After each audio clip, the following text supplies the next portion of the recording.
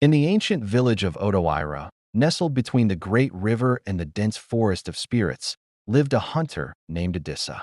Adissa was not just a hunter. He was the master of the bush.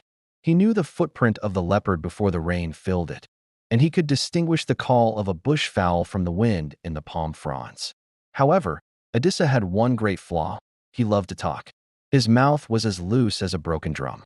One humid afternoon, deep in the heart of the forest where the Irako trees block out the sun, Adissa spotted a magnificent antelope.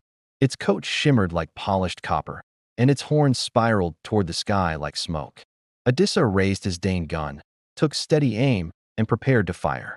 Suddenly, the antelope turned its head and looked him directly in the eye. "Put down your weapon, Adissa," the antelope said, its voice clear and deep like a village elder. Adissa froze. He dropped his gun in shock. He looked around to see if a spirit was playing tricks on him. Did you speak?" The antelope nodded. "I did. I am the guardian of this grove. If you spare my life, the forest will always provide for you. But if you shoot a spirit. What say you?" Adissa, trembling, lowered his gun completely. "I will not shoot. A talking beast is a wonder of the gods. I will let you live. You have done well," the antelope said, chewing calmly on a tender leaf. "But take heed, Adissa. What you have seen here is for your eyes alone. Do not tell a soul. If you speak of this, your own mouth will be your undoing." "I promise," Adissa swore. "My lips are sealed."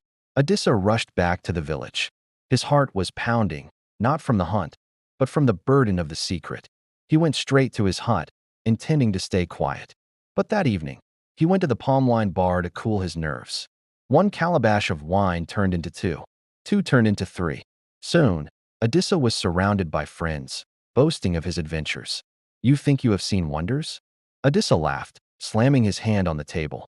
"Today, I saw an antelope that speaks better than the village orator." The bar went silent. "Adissa, the wine is talking," a friend scoffed. "I speak the truth." Adissa insisted, his pride hurt. "It called me by name. It begged for its life." Words spread like bushfire in the harmattan. Before the moon was high, the news reached Theoba, the king. The king, intrigued but skeptical, summoned Adissa. "Hunter," the king said from his throne, "you claim to have found a talking animal. If this is true, I will make you the chief of hunters.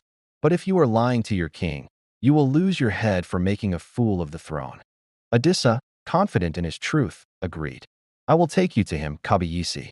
The next morning, a long procession led by the king, his guards, and Adissa marched into the forest. They walked for hours until they reached the clearing. There, grazing under the shade, was the copper-colored antelope. "There he is," Adissa shouted. "The talking antelope." The king signaled for silence. "Speak, beast," the king commanded. The antelope chewed its grass. It looked at the king, then at Adissa, and let out a simple, animal grunt. "Ma, talk." Adissa screamed, sweating profusely. "Tell them what you told me. Tell them my name." The antelope merely flicked its ears to shoo away a fly and continued grazing. It was just a normal animal. The king's face grew dark. "Adissa, you have dragged the king into the bush for a child's fable." "No." It spoke. "I swear it." Adissa pleaded. He ran toward the animal, shouting, but the antelope bolted into the thicket, silent as the grave. The guard seized Adissa. Per the agreement, he was dragged away to face his punishment for deceiving the king. As the dust settled and the procession disappeared back toward the village, the antelope stepped back into the clearing. It looked at the path where Adissa had been dragged away. With a heavy sigh, the antelope spoke to the wind. "Poor Adissa," the animal said. "I told him. It was not I who killed him. It was his own mouth.